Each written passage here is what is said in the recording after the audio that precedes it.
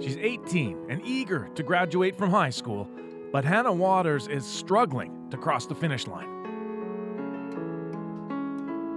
She likes school, especially music and art. Trouble is, on average, Hannah's only sleeping 3 to 4 hours a night. I've talked with my doctor about it and my parents and stuff, and we're still trying to find ways for me to get enough sleep and what might work. I didn't really get any sleep last night, so this is me trying to stay awake now, actually. The wheels on the bus roll bright and early. 7:35 a.m. She arrives at Smiths Falls District Collegiate. Classes start at 8:10. As Hannah's day unfolds, it's not just learning that's difficult, it's staying awake. I generally feel pretty sick when I don't get enough sleep, and I often get kind of shaky and nauseous. I feel really ashamed because I keep saying, well, I'll get this done countless times, and I don't, and I know why, but I'm not finding a way to fix it. She's not alone. Teenagers' body clocks are naturally geared to stay up late, but many of Hannah's friends and peers get by on 6 hours of sleep or less. I had problems with almost falling asleep in class. I'd be listening to what they read up on the board, and I'd just feel my head dip and I'd shoot right back up. It was pretty bad. Your brain isn't awake to understand everything, and then call on you, and you don't know the answer, and then you kind of just freeze. Sometimes I don't even go. I will fake sick and I'll stay in bed all day. I don't function properly. I don't do anything in class. I fall asleep. I snap at people. It's not good.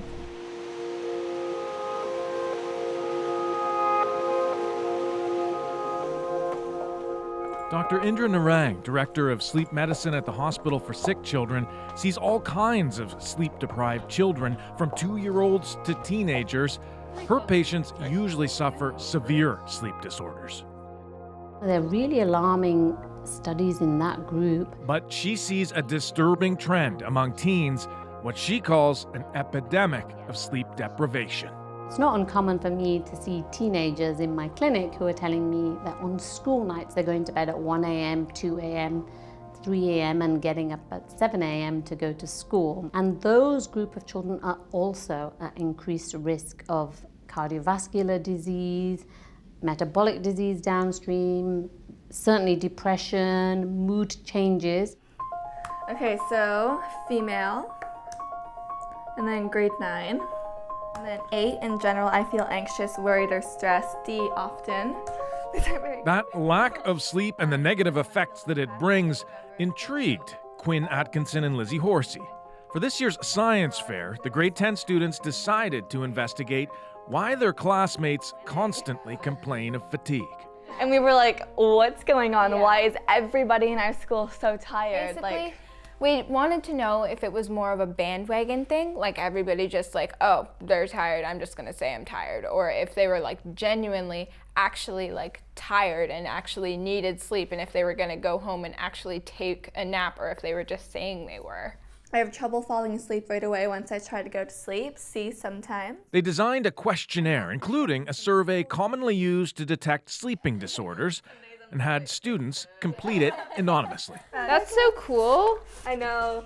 When the judges come, we can be like, haha, sleep. Yeah. They got over 300 responses, then prepared to present their findings.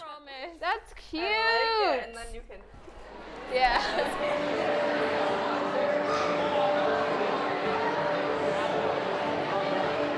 It's the day of the big science fair.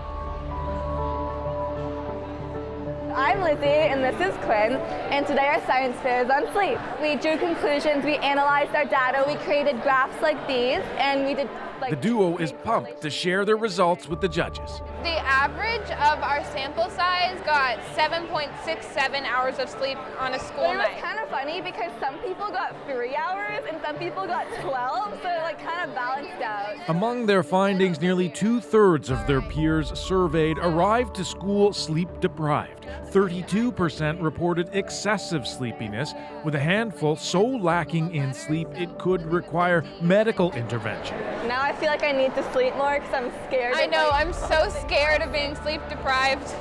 Their small project mirrors national studies that say adolescents get less sleep than ever before.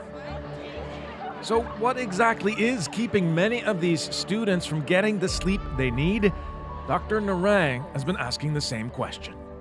When we asked these adolescents, what they were doing, it was social media played a big role in their sleep disturbance. So they have the phone in the room, it's vibrating at night, and they pick up the phone and they're responding to the text message. They will fall asleep again, of course, but if you do that multiple times a night, it really lends to a significant amount of sleep deprivation.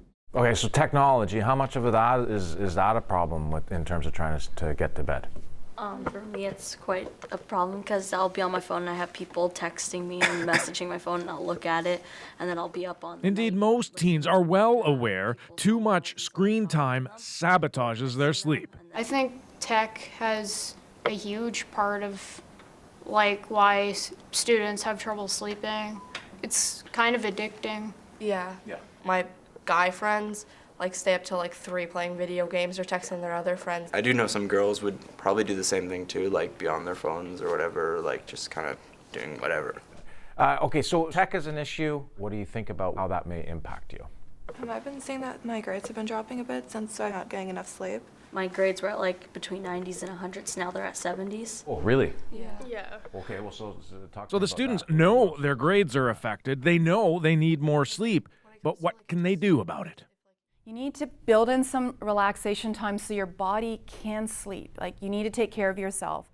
This wellness class is geared towards educating teens about sleep and empowering them to speak up about what might help. Do you think that the school boards will have a conversation about moving the school later in the day and having us start at maybe 10 or 11 and go to 4 so we have that actual required amount of sleep? There have been a few pilot projects in Ontario, a lot in the States and a lot in the UK doing that. And it's been really successful. It's a good discussion and something that should be up for debate. Veronica Horsey, a concerned parent and chair of the school council, saw a need for this class. She comes in and talks to the kids regularly. So did you know you have a hormonal night shift? When you hit puberty, you actually switch your body clock. So naturally you get tired up to 2 hours later. So when you're a child, she says waking students up to the importance of sleep is a start, but it's parents who need to get the message. Well, I think number one, adults need to model it. I think us ourselves, we're bad examples. I think we push the limits, we don't get enough sleep, we're irritable, we're moody. Most people think that it's a teenager's responsibility to get their sleep. And there's a lot of truth to that. They can control their devices and things like that. But I think that parents, just want it to happen overnight, and it's not going to.